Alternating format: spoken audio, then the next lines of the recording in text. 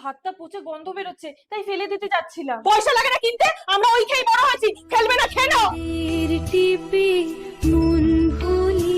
মারে ওরকম ভাবে ফেলিস না, একসময় কপালে জুটবে না।